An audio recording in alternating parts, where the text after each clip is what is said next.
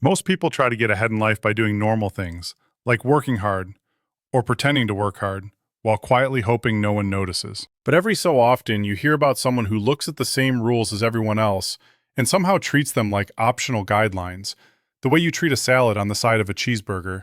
It's not that they're smarter, exactly. They just have this unusual ability to see a corporate policy or government program and think, yes, but what if I did the exact opposite? The funny part is that half the time, the system doesn't even break. It just sighs loudly and gives them millions of frequent flyer miles, or a small fortune in lottery winnings.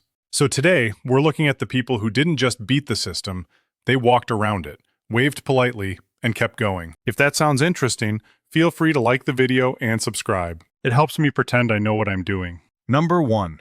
The race car that was actually a vacuum cleaner. There's a special moment in engineering when someone looks at a rulebook and realizes it's basically a suggestion manual with extra steps. That's more or less what happened when Gordon Murray built a Formula One car that, if we're being honest, behaved less like a vehicle and more like a household appliance someone accidentally strapped an engine to. He added a giant fan to the back of the Brabham BT46B, officially to cool the engine, unofficially to turn the car into an industrial-strength shop vac glued to the ground. The result was something the other teams probably described as interesting through gritted teeth. The fan created so much downforce that the car could take corners at speeds usually reserved for aircraft or very optimistic stunt drivers. When it finally hit the track, it didn't just win, it basically left everyone else feeling like they were driving in slow motion. Naturally, the victory lasted about as long as it takes to read the rulebook a second time. The regulators took one look at what they'd allowed and immediately decided cooling systems no longer needed to be that ambitious.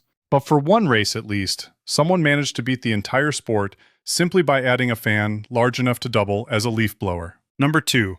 The farmer who made onions illegal. There's market manipulation, and then there's whatever happens when one guy quietly buys almost every onion in Chicago just to see what would happen. Vincent Kasuga didn't approach the onion trade like a normal farmer. He approached it like someone playing Monopoly who's decided the entire board should be Baltic Avenue. He scooped up roughly 98% of the onion supply, which is the agricultural equivalent of hoarding all the oxygen in a room and then renting it back to people at a markup. Once he controlled the market, he did what anyone with too much leverage and not enough supervision might do.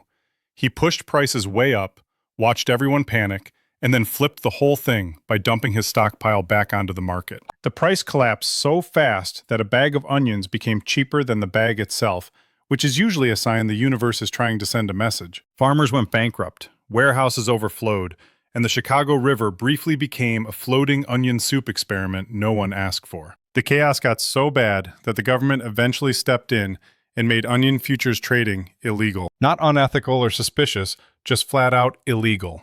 All because one man woke up and chose economic violence. Number 3.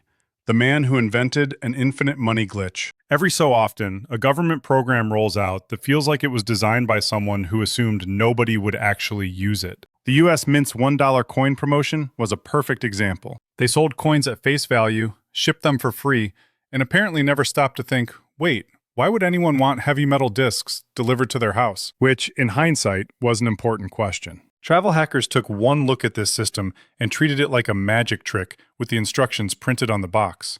They bought thousands of dollars worth of coins using rewards credit cards, received enormous boxes of currency on their doorstep, and then walked them straight to the bank. Deposit the coins, pay off the credit card, keep the points. Repeat until the postal workers start recognizing you on site. The beauty of the whole thing is how harmless it looked. They weren't counterfeiting money. They weren't stealing. They were just moving coins from point A to point B and collecting free vacations along the way. It was basically cardio with airline miles. Eventually, the Mint realized they'd created a financial perpetual motion machine and shut it down. But for a brief, glorious window, the United States government accidentally sponsored an entire community's holiday travel. Number 4. The man who negotiated the house edge into oblivion. Casinos are usually very confident in their ability to take your money. It's kind of their whole personality. So it's always fun when someone walks in, looks around, and basically says, I'll play, but only if we pretend math works differently for me. That was Don Johnson's entire approach to Atlantic City. And the surprising part is that the casinos agreed. They were desperate for high rollers at the time. So when he asked for special blackjack rules, they nodded. When he asked for a 20% loss rebate, meaning he only had to pay back 80% of anything he lost, they nodded again. At some point, someone probably should have asked a follow-up question, but hope is a powerful thing. Once the paperwork was signed, Johnson did the least exciting but most effective thing possible. He played perfectly. No gut feelings, no risky bets, just the kind of mathematically optimal blackjack strategy that makes casino executives slowly lose structural integrity. With the rebate in place, the expected value flipped, and every hand became a small step toward the casinos paying for their own mistake. By the time they realized what was happening, he'd taken them for about $15 million.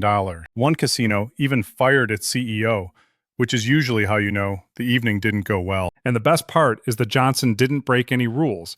He just asked the house to tilt the table in his direction and waited for gravity to do the rest. Number 5. The students who turned the lottery into an ATM. Most people treat the lottery like a donation to the state, with a small chance of emotional disappointment. But a group of MIT students looked at the same game and noticed it occasionally forgot to defend itself. The cash windfall lottery had a roll-down feature, which basically meant that if the jackpot didn't get claimed, the prize money spilled into the smaller tiers like a vending machine tipping over in slow motion. The students realized that during these roll-down weeks, a $2 ticket was actually worth more than $2. Not metaphorically, literally. It was one of the rare moments in life where buying something guaranteed you more money back, which is probably why they treated convenience stores like temporary research labs. They spent entire days feeding stacks of tickets into machines while clerks watched their sanity evaporate. By running the numbers, printing absurd amounts of tickets, and cashing out during the mathematically blessed windows, they made millions without ever technically gambling. They weren't lucky. They were just unusually committed to reading the rules everyone else ignored. Eventually, the state investigated, but all they found were students who had done their homework a little too thoroughly. The game was shut down shortly after, possibly because the only thing more embarrassing than a broken lottery is realizing the people breaking it did nothing wrong. Number 6. The man who memorized randomness. Game shows are built on the idea that everything is unpredictable, mostly so the audience at home can feel better about yelling advice at their TVs. But Michael Larson treated the game Press Your Luck like a pop quiz he could study for, which was already a warning sign for the show.